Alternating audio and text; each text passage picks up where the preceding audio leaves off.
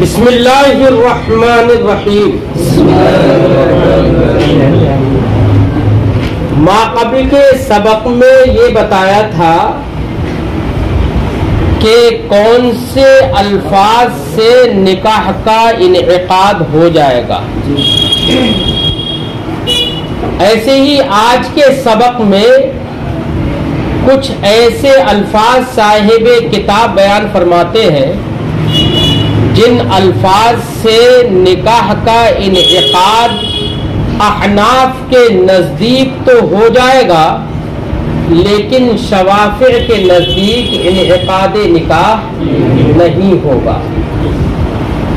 تو ہمارے فقہا کے مابین کچھ الفاظ ایسے ہیں جن میں فقہا کے مابین اختلاف ہے. احناف کے نزدیک نکاح منعقد ہوگا اور شوافع کے نزدیک نکاح منعقد نہیں ہوگا. ہم کو آج کے اس سبق میں اس بات پر توجہ دینا ہے کہ احناف کے نزدیک وہ کون سے الفاظ ہیں جن سے نکاح منعقد ہو جاتا ہے اور کیوں منعقد ہو جاتا ہے.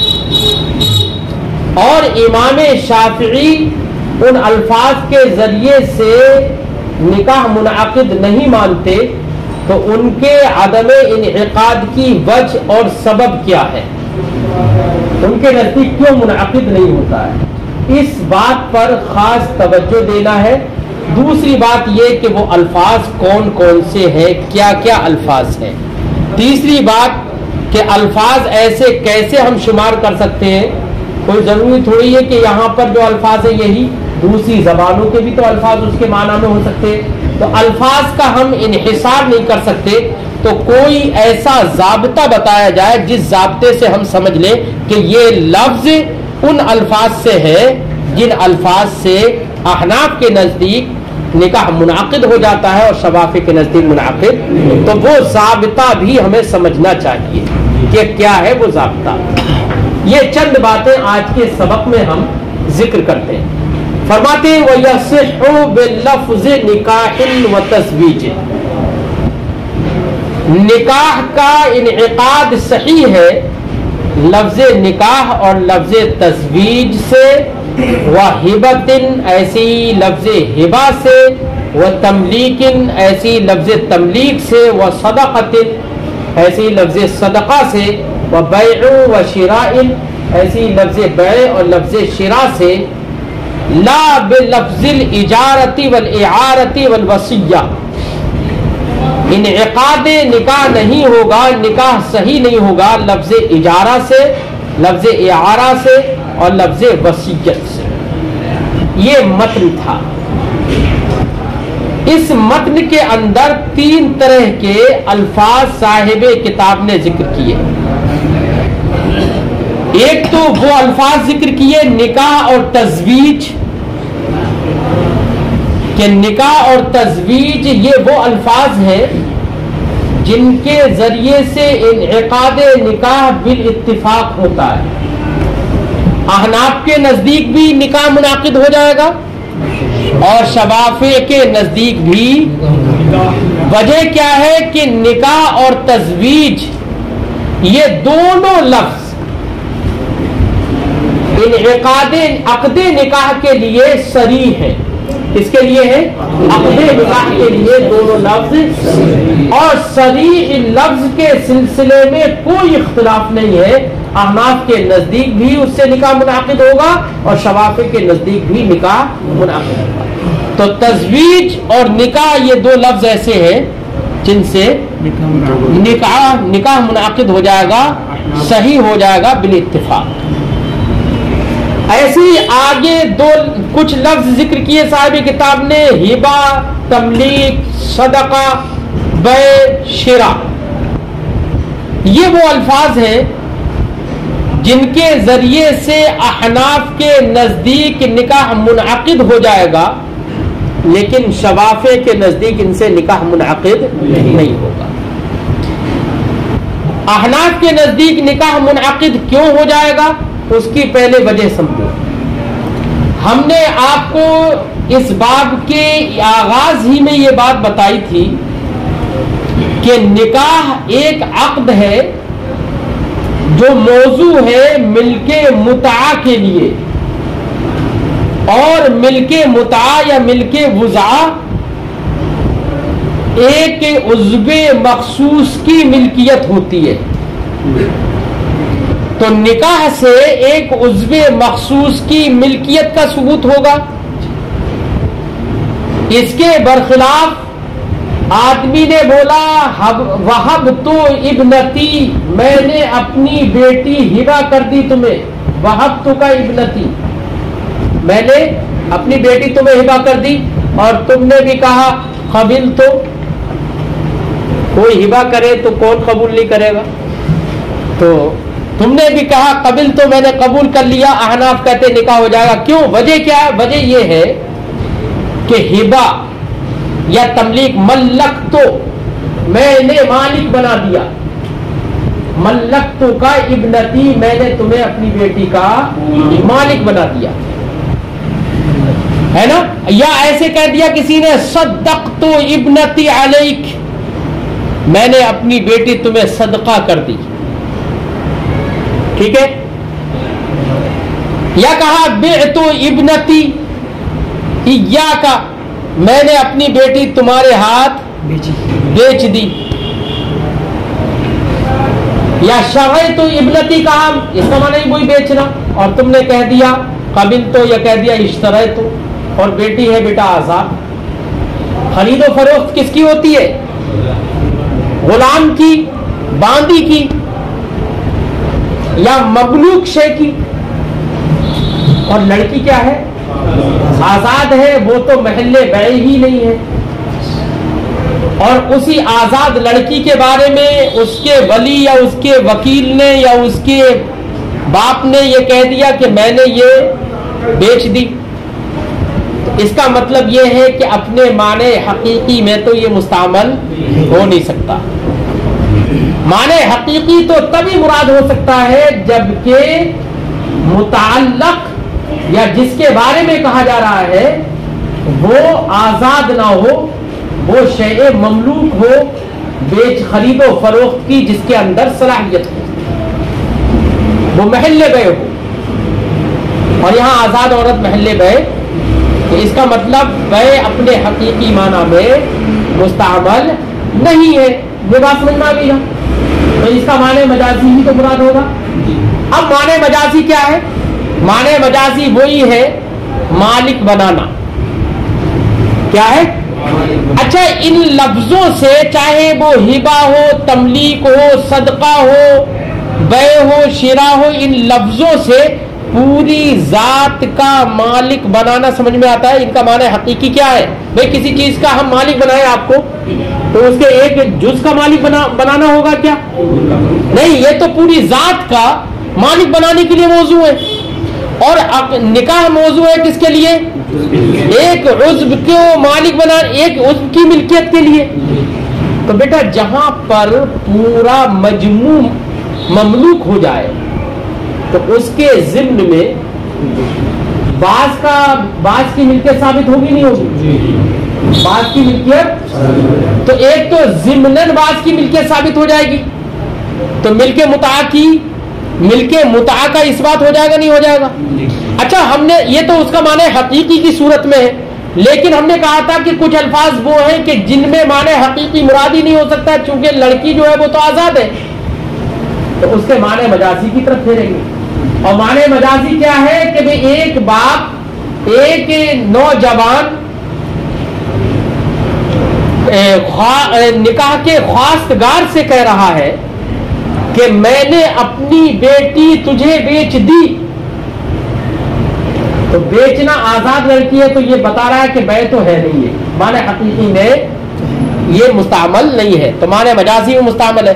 اب وہ قرائن سب بتا رہے ہیں کیونکہ نکاح کا ذکر ہے، مہر کا ذکر کر دیا جا رہا ہے، تو یہ مہر کا ذکر کرنا یہ سب قرینہ ہوگا اس بات کا، یہ سب قرینہ ہوگا اس بات کا کہ معنی مجازی یعنی نکاح مراد ہے. کیا مراد ہے؟ تو اب معنی مجازی چونکہ قرینہ موجود ہے تو اس قرینے کی بنا پر معنی مجازی کی طرف اس کو پھیر دیا جائے گا.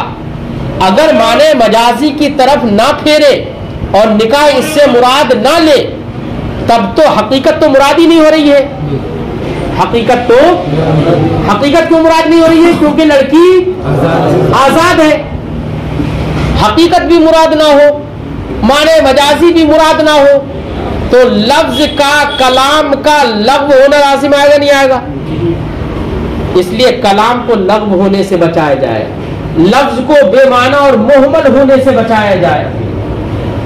جو بیچارہ بول رہا ہے وہ بھی باعزت، اس کی بھی کچھ گریبہ ہوگی ہے، اس کی بھی کچھ عزت ہوگی، وہ بھی عقل مند ہوگا، اور عاقل کے کلام کو لغو قرار دینا یہ بھی غلط ہے. اس لیے احناف کہتے ہیں کہ جب حقیقی معنی متعذر ہو گیا، یہاں حقیقی معنی مراد نہیں ہے تو مجاز کی طرف پھیرنا ضروری ہو گیا، لہذا مجاز کی طرف پھیر دیں گے، ہم اس سے نکاح مراد لیں گے. کیا لیں گے؟ اس لیے احناف کے نزدیک ان الفاظ سے نکاح مراد ہوگا معنی مجازی کے طور پر. بات سمجھ میں آ گئی؟ احناف کی وجہ سمجھ میں آ گئی نا؟ جی جی. یہ الفاظ ملک عین کے لیے موضوع ہے، ملک مضاف کے لیے موضوع، لیکن معنی مجازی مراد لے کر نکاح مراد ہو گیا نا؟ ٹھیک ہے. اس لیے احناف کے نزدیک ان سے نکاح منعقد ہو جائے گا. شوافی صرف ایک ہی بات کہتے ہیں، وہ کہتے ہیں ان سے نکاح منعقد نہیں ہوگا. کیوں؟ وہ کہتے ہیں کہ نکاح کے منعقد ہونے کے لیے صریح لفظ کا ہونا ضروری ہے. کس کا ہونا؟ اور صریح لفظ دو ہے، ایک تزویج ہے اور ایک نکاح ہے. نکاح تو یا زوج تو، نکاح اور تزویج میں بیٹا فرق یہ ہے کہ نکاح متعدی بیک مفعول ہوتا ہے اور تزویج متعدی بدو مفعول ہوتا ہے. ٹھیک ہے، معنی دونوں کا یہ. اچھا انہوں نے یہ کیوں کہہ دیا کہ صریح لفظ چاہیے نکاح کے انعقاد کے لیے؟ تو وہ یہ کہتے ہیں کہ نکاح کے انعقاد کے تعلق سے، نکاح کے تعلق سے ہم آیات کریمہ کو دیکھتے ہیں تو آیات کریمہ میں یہی دو لفظ موجود ہیں نکاح سے متعلق. فلا تحل له من بعد حتى تنكح زوجا غيره، تو تنکحہ آیا.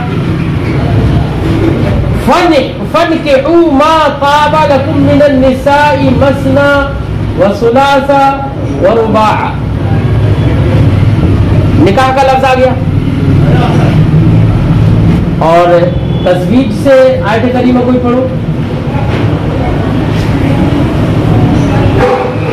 کوئی آیت کریمہ ذہن میں نہیں ہے؟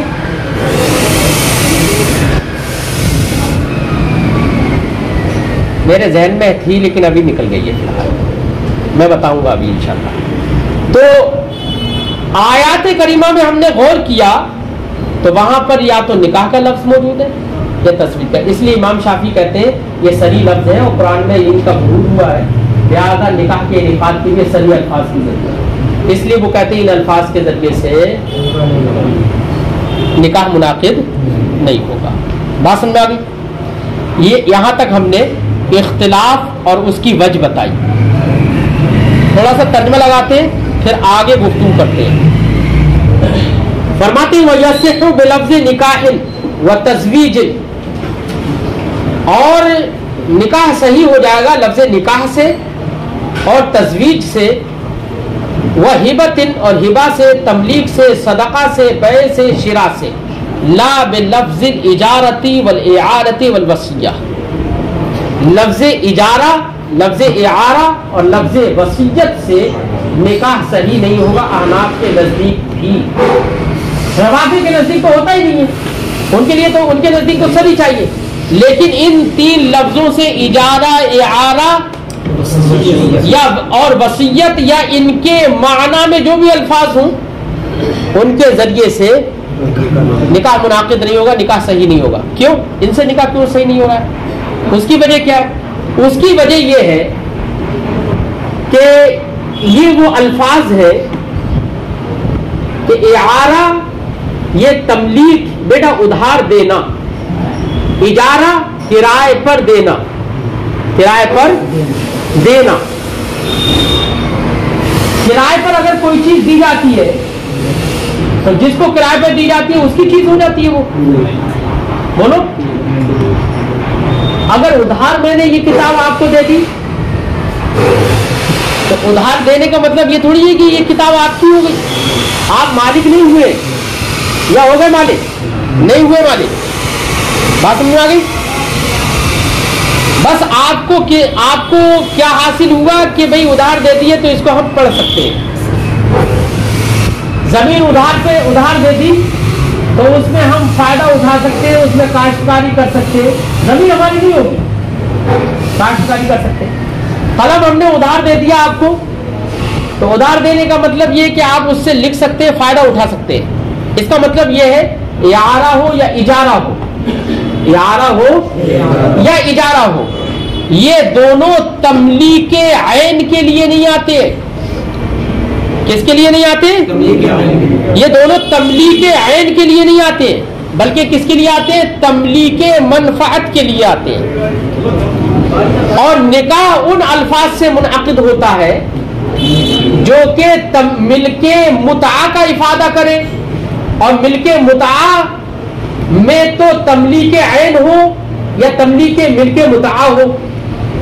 تو تملیک عین جن الفاظ سے سمجھ میں آئے, جو الفاظ تملیک عین یعنی ذات کی ملکیت کا افادہ کرے, ان الفاظ سے نکاح منعقد ہوگا. ان الفاظ سے نکاح منعقد نہیں ہوگا جو تملیک منفعت کرتے ہیں. تو اجارہ اور اعارہ یہ تملیک منفعت کرتے ہیں, تملیک عین تملیک ذات نہیں کرتے. ان سے ذات شے کو مملوک نہیں بنایا جاتا ہے, نہ ہی کوئی اس چیز کا مالک ہو جائے گا, اس کی ذات کا مالک نہیں ہوگا. ٹھیک ہے نا؟ اس لیے احناف کے نزدیک ان الفاظ سے احناف کے نزدیک بھی نکاح منعقد نہیں ہوگا. ایسی ہبہ سے بھی وہ وصیت سے بھی نکاح منعقد نہیں ہوگا. کیوں؟ اس لیے کہ وصیت بیٹا کرتا ہے, اگر کوئی وصیت کرتا ہے کہ یہ چیز میں نے آپ کو دے دی, تو بیٹا وصیت کا تعلق مرنے کے بعد سے ہوتا ہے کہ میرے مرنے کے بعد اس چیز کے مالک. تو وصیت میں تملیک عین تو ہوتا ہے لیکن وہ فی الحال نہیں ہوتا. وہ کب ہوتا ہے؟ بعد الممات ہے. تو اور نکاح کو کس وقت ہو رہا ہے؟ تو نکاح تو یار فی الحال کی ضرورت ہے, نکاح وہ تو فی الحال ہوگا. اور وصیت مرنے کے بعد نافذ ہوگی. تو یہاں پر اگرچہ تملیک عین ہے لیکن فی الحال نہیں ہے. اس لیے یہ ضروری ہے کہ نکاح ان الفاظ سے منعقد ہو جو الفاظ تملیک عین کا فی الحال افادہ کرے, تملیک عین کا فی الحال افادہ کرے. بات سمجھ میں آ گئی؟ لہذا ہبہ سے بھی ہمارے نزدیک انعقاد عقد ہو جائے گا, انعقاد نکاح ہو جائے گا ہبہ سے, کیونکہ ہبہ تملیک عین تو کرتا ہے. ہبہ کیا کرتا ہے؟ تملیک عین کرتا ہے, اور فوراً ہبہ کرنے سے آدمی فوراً اس شے کا مالک ہو جاتا ہے, تو فوراً ہبہ سے انعقاد نکاح ہو جائے گا. ہاں اگر وصیت میں, وصیت کا یہ تو معنی حقیقی تو یہی ہے کہ مرنے کے بعد وہ نافذ ہوگی, لیکن اگر کوئی شخص نے وصیت کا معنی حقیقی مراد نہ لے کر کوئی قرینہ قائم کر دیا اس بات پر کہ اس سے معنی مجازی مراد ہے, مثال کے طور پر اس نے یہ کہا اوصیت ابنتی حالا, کیا کہہ دیا؟ میں نے اپنی بیٹی کی وصیت کر دی تمہارے لیے ابھی, یعنی ابھی تم اس کے مالک ہو جاؤ. تو حالاً اگر کسی نے کہہ دیا تو بیٹا ایسی صورت میں مطلب یہ سمجھ میں آ گیا کہ وصیت کا جو حقیقی معنی ہوتا ہے جس کا نفوذ بعد ممات ہوتا ہے وہ مراد, ورنہ حالاً کی قید کیوں لگاتا؟ اس کا مطلب یہ ہے اب معنی مجازی یعنی وہ اس سے نکاح مراد لے رہا ہے.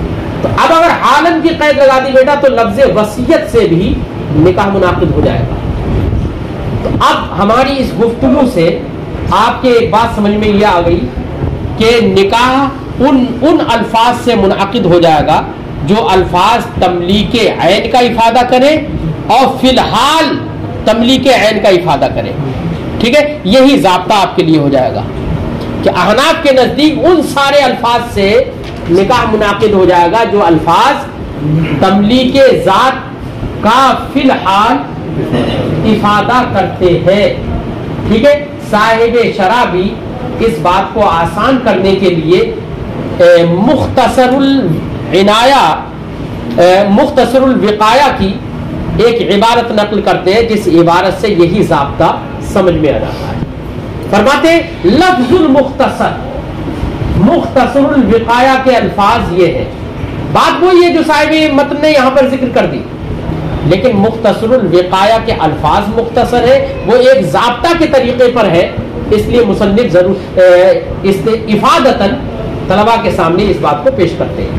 فرماتے ہیں مختصر الوقایہ کے الفاظ یہ ہے, ہذا یہ ہے کیا, ویصح بلفظ نکاح, نکاح صحیح ہو جائے گا لفظ نکاح سے, و تزویج اور لفظ تزویج سے, وما وضع للتملیک العین. دیکھو زیادہ الفاظ ذکر نہیں کیے, لیکن ایک لفظ بول کر ایک ضابطہ ہی بنا دیا انہوں نے, تو مختصر عبارت ہو گئی نا, اس لیے مختصر الوقایہ کی عبارت کو انہوں نے نقل کر دیا. وما وضع لتملیک العین حالا, اور ان سارے الفاظ سے نکاح منعقد ہو جائے گا, صحیح ہو جائے گا جو الفاظ وضع کیے گئے ہوں تملیک عین کے لیے, حالا فی الحال. ٹھیک ہے, ھذا هو الضابطہ, یہی ضابطہ ہے احناف کا. ٹھیک ہے, اب آپ غور کر لینا کون کون سے لفظ جو تملیک عین کا افادہ کرتے ہو حالا, اگر ایسے الفاظ آپ نے بول دیے تو نکاح منعقد ہو جائے گا. گواہ موجود ہوں تو دو گواہوں کی موجودگی میں ایسے الفاظ کا استعمال اگر کسی نے کر لیا تو نکاح منعقد ہو جائے گا. ٹھیک ہے نا. لہذا اگر آپ نے کسی فنکشن میں کسی سے ملے اور آپ نے ازراہ محبت کہہ دیا, ارے میں نے تو اپنے آپ کو دے دیا, اور اس نے بھی کہہ دیا لوگوں کے سامنے میں نے قبول کر لیا, بولو نکاح ہو جائے گا؟ سچ بتانا ہو جائے گا. لیکن میں کہہ رہا ہوں نہیں ہوگا. بیٹا معنی مجازی مراد لیا ہے نا, اور آپ نے ضابطہ پڑھا ہے معنی مجازی مراد لینے کے لیے قرینہ کی ضرورت ہوتی ہے. اسی لیے میں نے ماقبل میں کہا تھا کہ ہبہ سے نکاح منعقد تو ہو جائے گا, لیکن قرینہ چاہیے. قرینہ کیا, مہر کا ذکر ہو یا گفتگو تو کم سے کم نکاح کی چل رہی ہو, مذاکرے نکاح تو ہو وہاں پر. یہاں تو گئے شادی حال میں, ملاقات ہوئی,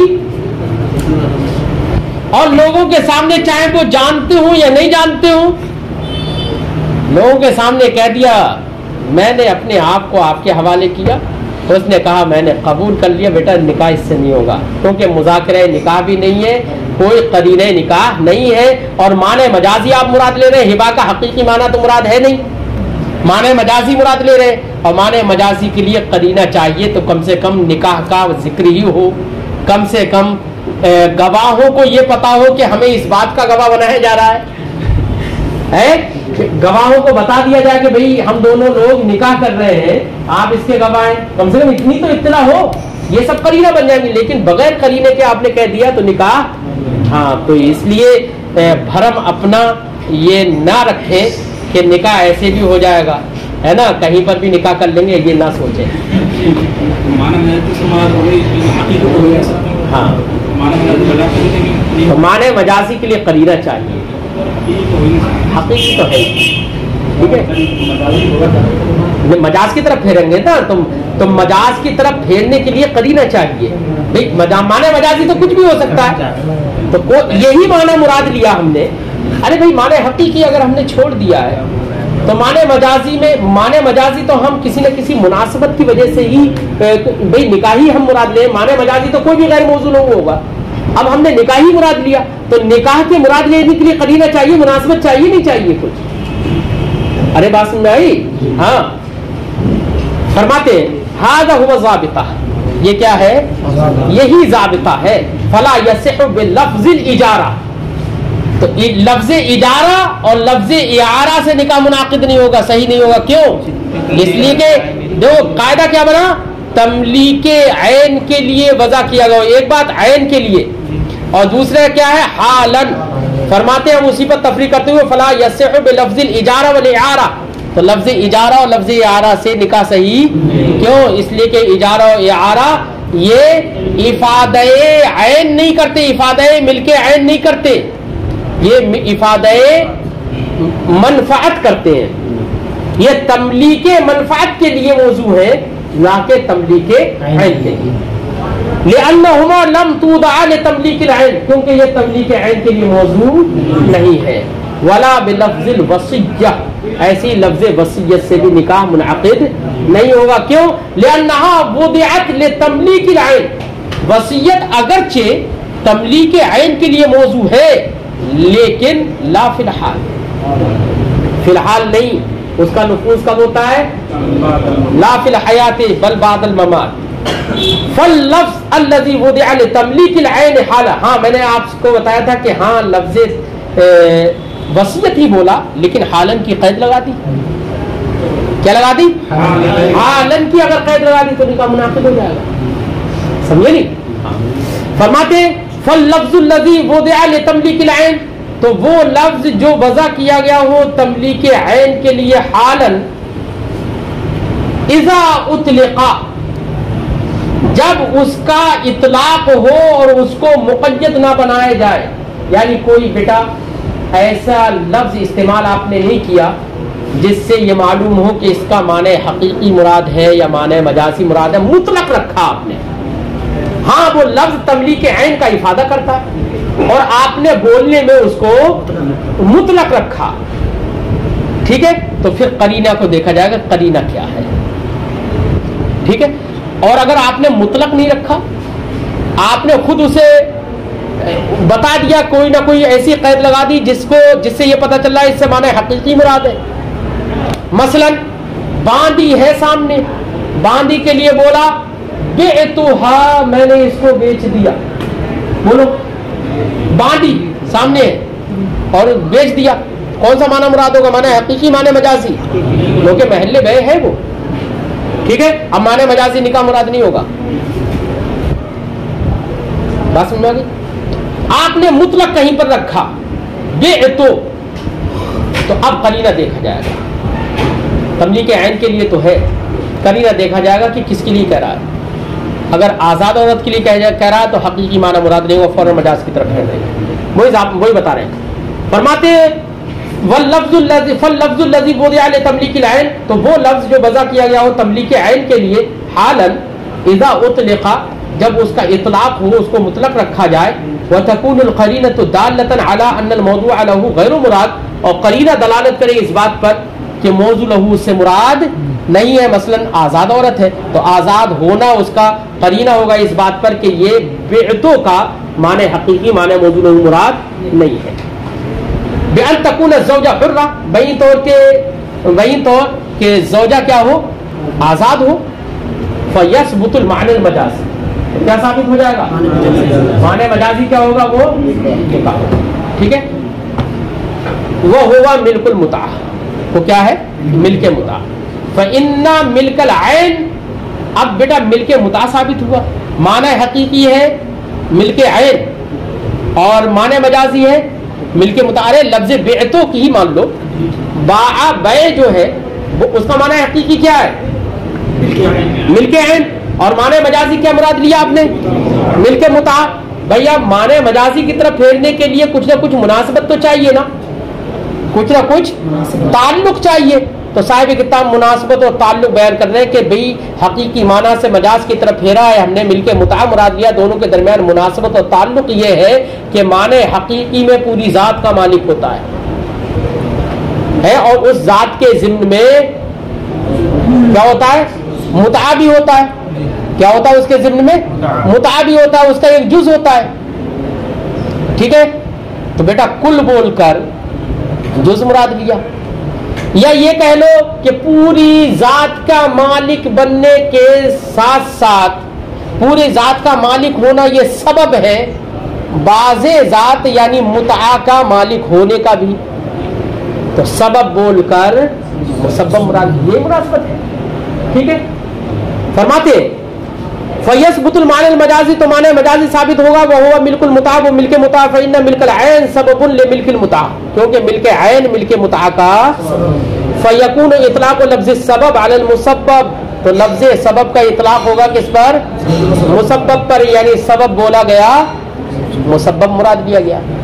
علاقہ تشبیہ نہیں ہے یہ، سمجھے نہیں، یہ علاقہ تشبیہ بیٹا سبب بول کر مسبب مراد لینا، مسبب بول کر سبب مراد لینا، جز بول کر کل مراد لینا، کل بول کر جز مراد لینا، علت بول کر معلول مراد لینا، معلول بول کر علت مراد لینا، یہ سب ہے اتصال. لیکن یہ اتصال یہ سب ہے علاقے تعلقات ہیں، یہ روابط ہیں، مناسبات ہیں یہ سب، لیکن تشبیہ کی مناسبات نہیں ہے. یہ تشبیہ کی جہاں پر مناسبت ہوتی ہے وہ معنی کے اعتبار سے تعلق ہوتا ہے، ذات کے اعتبار سے تعلق نہیں ہوتا ہے. جیسے کہ اسد بول کر رجل شجاع مراد لیا، دونوں کے درمیان کیا تعلق ہے؟ علاقہ کیا ہے؟ بہادری کا. بہادری ایک معنی ہے، اور یہاں پر جز یا کل یہ سب کے سب کیا ہے؟ معنی نہیں ہے، یہ ذات ہے، یہ صورت ہے. تو علاقہ سوری ہے یہاں پر، علاقہ معنوی نہیں ہے، تو علاقہ سوری ہے. وعند الشافعی رحمہ اللہ لا ينعقد بهذه الالفاظ، امام شافعی رحمہ اللہ کے نزدیک ان الفاظ سے انعقاد نکاح نہیں ہوگا. کون سے الفاظ سے؟ جو الفاظ موضوع ہیں ملک عین کے لیے، ان سے ان کے نزدیک انعقاد نکاح صحیح نہیں ہوگا. بات سمجھ آئی؟ میں نے آپ سے کہا تھا کہ امام شافعی نے یہ کہا ہے کہ قرآن پاک کے اندر نکاح کے تعلق سے جو الفاظ وارد ہیں وہ یا تو نکاح وارد ہے، جیسے میں نے مثالیں دی تھی، ان تنکحا ہے نا زوجن غیرہ فانکحوا ما طاب لکم من النساء، ہے نا، ایسی لفظ تزویج وارد ہے. جیسے آیت کریمہ میں ہے زوجنا بحور عین، زوجناہم بحور عین، تو یہاں پر تزویج سے ہے. ٹھیک ہے، اس لیے امام شافعی کہتے ہیں کہ یہی دونوں لفظ صحیح ہے، قرآن پاک کے اندر وارد ہیں، انہی سے نکاح منعقد ہوگا. ٹھیک، فرماتے ہیں وعند الشافعی رحمہ اللہ لا ينعقد بهذه الالفاظ، امام شافعی رحمہ اللہ کے نزدیک ان الفاظ سے انعقاد نکاح نہیں ہوگا. وانعقاده بلفظ الہبہ مختص.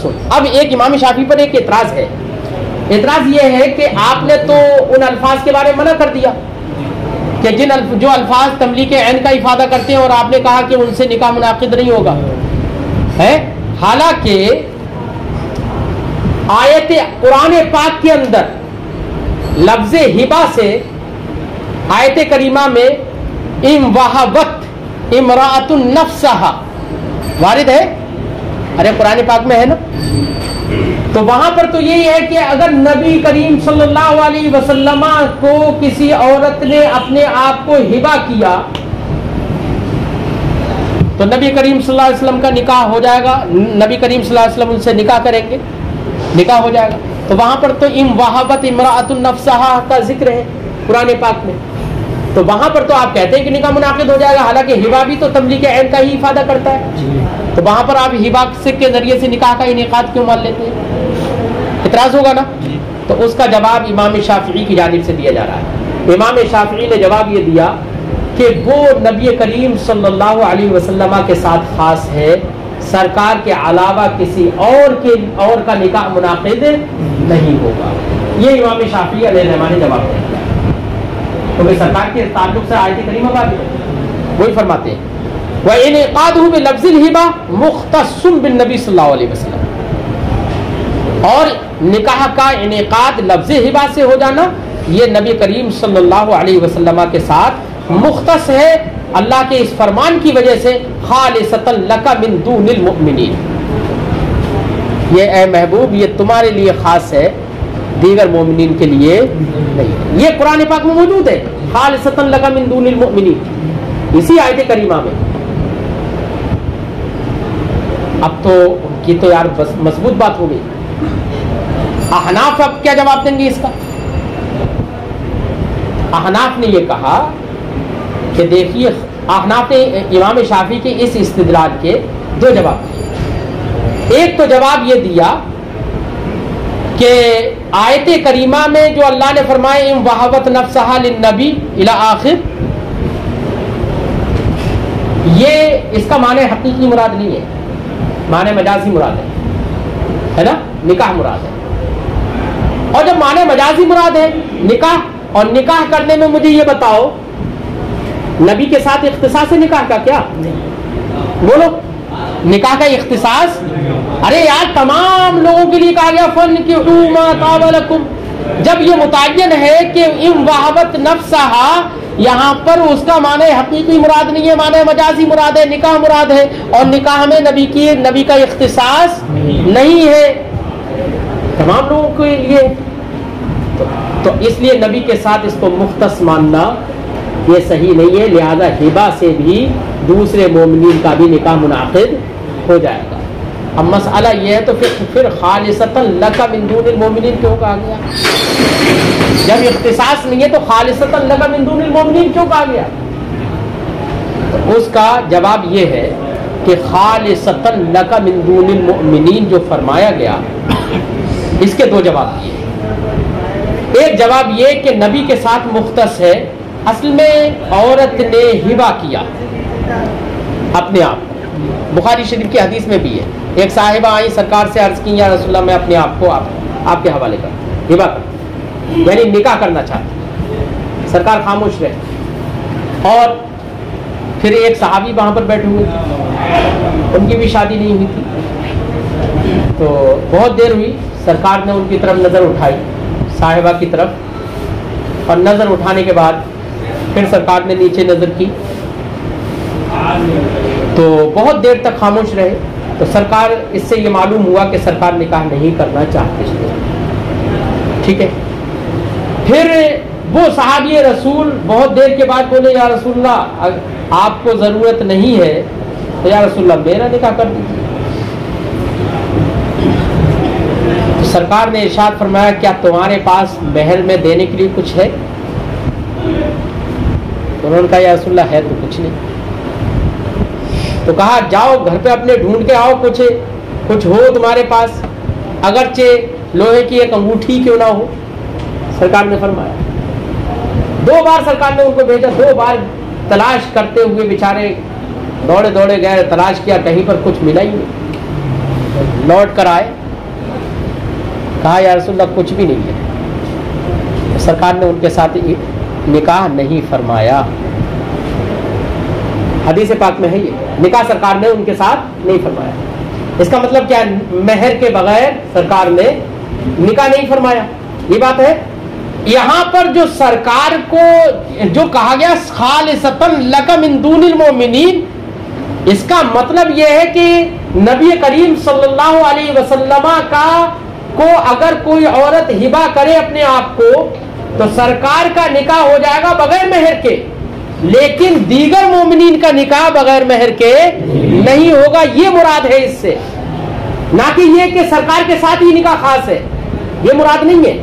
جواب سمجھ میں آ گیا؟ ایک دوسرا جواب بھی دیتے ہیں، وہ ابھی ہم بتاتے فرماتے ہیں وَلَنَا، ہمارا جواب یہ ہوگا أَنَّ قَوْلَهُ تَعَالَى إِنْ وَهَبَتْ نَفْسَهَا لِلنَّبِي صلی اللہ علیہ وسلم إِلَى آخر، مجاز یہ مجاز ہے، بل مجاز لا يختص بحضرت الرسالہ، اور مجاز جو کہ نکاح ہے وہ نبی کریم صلی اللہ علیہ وسلم کے ساتھ مختص نہیں ہے۔ وَقَوْلُهُ تَعَالَى خَالِصَةً لَكَ، اور اللہ کا یہ جو فرمان خالصۃ لک من دون المؤمنین فی عدم وجوب المہر، اس کا معنی یہ نہیں ہے کہ نبی کے ساتھ اختصاص ہبہ کے ذریعے سے نکاح ہونا، اس کا معنی یہ ہے کہ بغیر مہر کے، یعنی مہر واجب نہیں ہے نبی کے سلسلے میں، یہ خاص نبی کے ساتھ ہے، نبی کے سلسلے میں مہر واجب، تو یہ آیت کریمہ وجوب مہر کے عدم کے سلسلے میں ہے، عدم وجوب مہر کے سلسلے میں ہے، کہ مہر واجب سرکار کے سلسلے میں مہر واجب نہیں ہے، یہ خاص ہے سرکار کے ساتھ، دیگر مومنین کو تو مہر دینا پڑے گا۔ دوسرا جواب او یا احللناہن خالصۃ لک، یہ دوسرا جواب تھوڑا سا کمزور ہے لیکن جواب ہے۔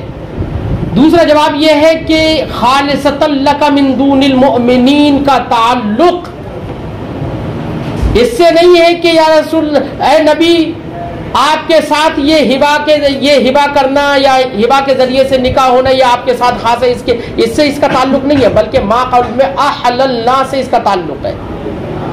اور مطلب یہ ہے کہ محبوب ہم نے جن عورتوں کو آپ کے لیے حلال کر دیا ہے ان سے آپ نکاح فرما لے، ان سے آپ نے نکاح کر لیا تو آپ کے نکاح کرنے کے بعد وہ عورتیں خاص کر آپ ہی کے لیے ہے، آپ کے علاوہ کسی کے لیے اب ان عورتوں سے نکاح کرنا جائز نہیں ہے، کیونکہ نبی نے جن سے نکاح فرما لیا ہے اب وہ صرف نبی ہی کے لیے ہے، وہ تمام قوم کے لیے پوری امت کے لیے امہات المومنین ہے۔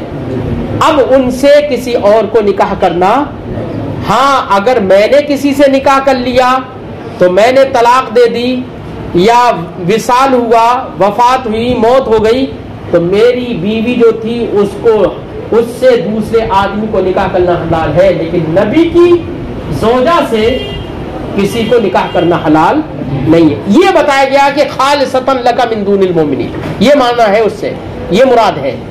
جواب سمجھ میں آ گیا؟ لیکن یہ جواب تھوڑا کمزور ہے، کمزوری کی وجہ وقت ابھی ملا تو بتا دوں گا، ورنہ تو بعد میں۔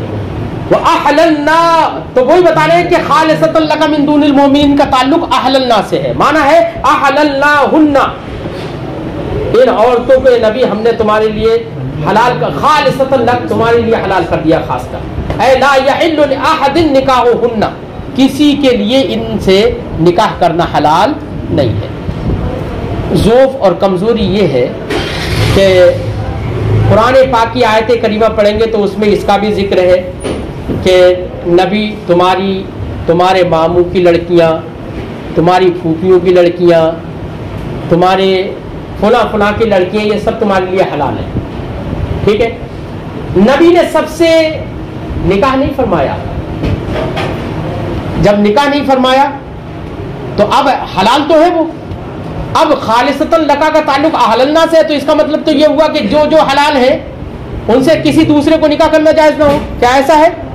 ایسا نہیں ہے، بلکہ یہ مختص ہے اس کے ساتھ جن سے نبی نے نکاح فرما لیا ہے ان سے نکاح کرنا جائز نہیں ہے، لیکن ذکر تو دوسری عورتوں کا بھی ہے نا وہاں پر، جب دوسری عورتوں کا بھی ذکر ہے تو اب ایسی صورت میں یہ جواب زیادہ موزون نہیں ہوگا، کیونکہ دوسری عورتیں جن کا جو حلال ہے تو وہ بہت ساری ایسی عورتیں جن سے سرکار نے نکاح نہیں فرمایا، دوسرے لوگوں کو ان سے نکاح کرنا جائز ہے اور ان کا بیان ہے، تو اب ایسی صورت میں یہاں پر احللنا سے تعلق ماننے کی صورت میں جو جواب دیا گیا ہے وہ جواب تھوڑا کمزور ہوگا، ٹھیک ہے۔